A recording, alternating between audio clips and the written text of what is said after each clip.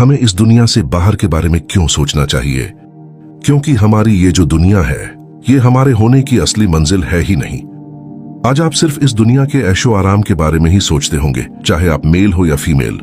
हो सकता है आप सबको ऐसा भी लगता हो कि इस दुनिया में ऐशो आराम पाना ही हमारे होने का मकसद है। ये सोचने से पहले ये जान लो कि ये दुनिया इस ब्रह्मांड में नहीं, सिर्फ हमारी गैलेक्सी में ही रेत के कण बराबर भी नहीं है।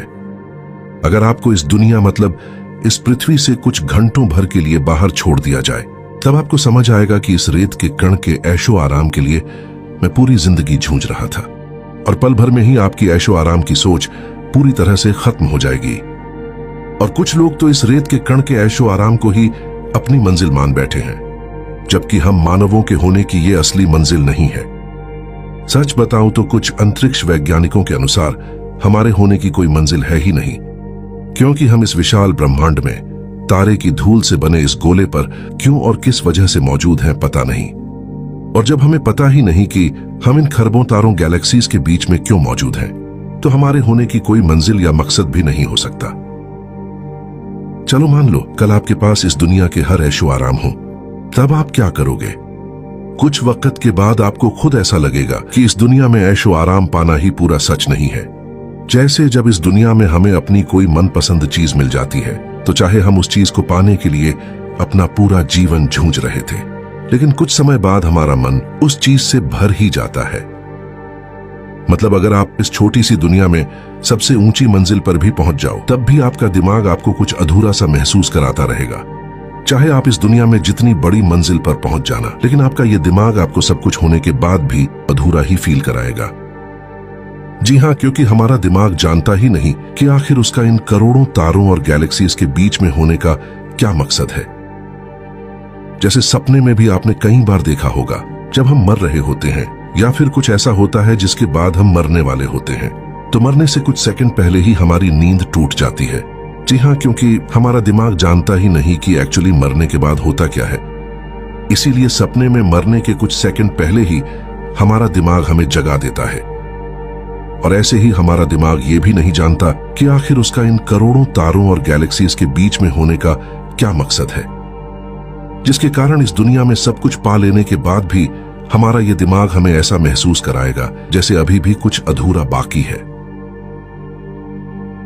आज इस छोटी सी दुनिया में ये जो भी हम कर रहे हैं, या जिस ऐशो आराम को अपनी लास्ट मंजिल समझ रहे हैं, ये सब हम मानवों द्वारा ही बनाया गया है, ताकि अपना और इस ब्रह्मांड का अस्तित्व होने के बारे में भूलकर अपने इस अनजान जीवन को जिया जा सके।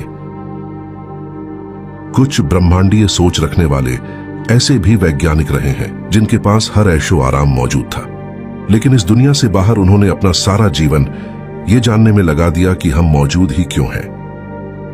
क्योंकि समय बीतने के साथ वो जान चुके थे कि ये दुनिया हमारे होने की असली मंजिल है ही नहीं।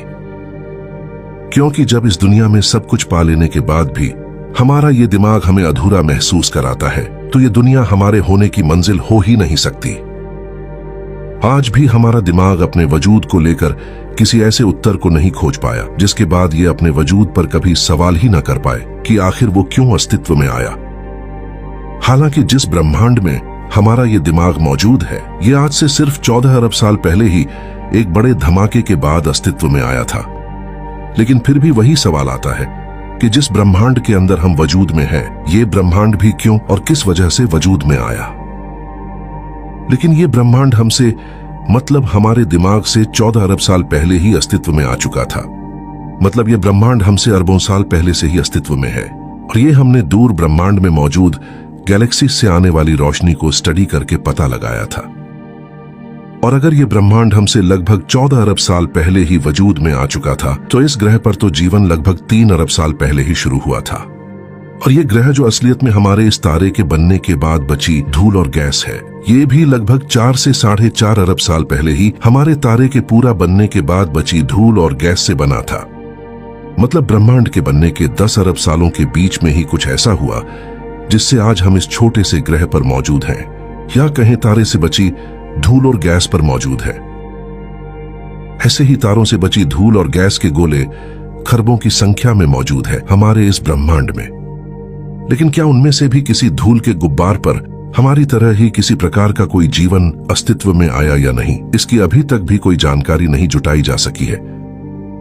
क्योंकि आज हमारे पास जितने भी टेलीस्कोप हैं, वो किसी भी ग्रह के अंदर देखने योग्य नहीं है। वो बस उनसे आने वाली लाइट को स्टडी करके ये पता कर सकते हैं कि उनमें कौन सी गैसेस मौजूद होंगी।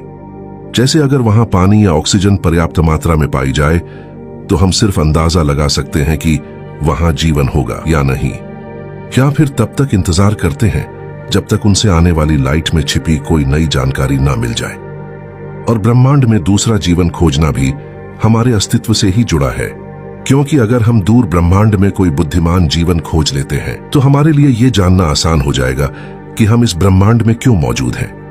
मतलब हमारे अलावा ब्रह्मांड में जो भी बुद्धिमान जीव होंगे, उन्होंने भी ब्रह्मांड में अपना अस्तित्व होने के बारे में जरूर सोचा होगा, जिससे उन्होंने भी अपना अस्तित्व होने को लेकर कुछ खोजबीन जरूर की होगी। लेकिन जैसा कि मैंने आपको बताया था कि हमारे अलावा भी ब्रह्मांड में कहीं जीवन अस्तित्व में आया या नहीं, इसकी अभी तक भी कोई जानकारी नहीं जुटाई जा सकी है। हो सकता है हमारे अलावा किसी और तारे की धूल गैस से बने गोले पर जीवन जैसा कुछ अस्तित्व में ही ना हो। हालांकि ऐसा अभी तक साबित नहीं किया जा सका है। लेकिन अगर सच में हमारे अलावा ब्रह्मांड में कोई और मौजूद ही ना हुआ तो हमें अपने सभी सवालों के जवाब खुद ही खोजते रहना होगा। साथ ही हमें ही इस एकलौते जीवन को ब्रह्मांड में भी फैलाना होगा, क्योंकि और हम कर भी क्या सकते हैं। लेकिन जैसा कि मैंने आपको बताया कि हम इस ब्रह्मांड में अकेले ही पनपे हैं, यह अभी तक साबित नहीं किया गया है। हो सकता है कुछ समय बाद बाहरी जीवन से हम संपर्क करने में सफल हो जाएं और उनकी मदद से हम ये भी जान पाएं कि इस ब्रह्मांड में जीवन क्यों वजूद में है, या फिर ये पूरा ब्रह्मांड ही क्यों वजूद में है। लेकिन कुछ वैज्ञानिकों के अनुसार हमें खुद ही अपने सभी सवालों के उत्तर खोजने होंगे, क्योंकि इस अनंत ब्रह्मांड में किन्हीं दूसरी सभ्यताओं को खोजना महासागर में एक मोती खोजने जैसा है। शायद हो सकता है हम कभी दूसरी सभ्यताओं से संपर्क कर ही ना पाएं और अपना पूरा अस्तित्व अपने सभी सवालों का जवाब खोजने और अपना अस्तित्व बचाने में ही लगे रहें। और अपने बनाए ऐशो आराम के पीछे हम सिर्फ अभी भाग रहे हैं, क्योंकि अगर इस ग्रह पर कल कोई ब्रह्मांडीय आपदा आ जाए तो उस वक्त सिर्फ अपना अस्तित्व बचाना ही हमारे लिए जरूरी होगा। और हमारे सभी अंतिम सवाल भी हमारे और इस ब्रह्मांड के अस्तित्व से ही जुड़े हैं।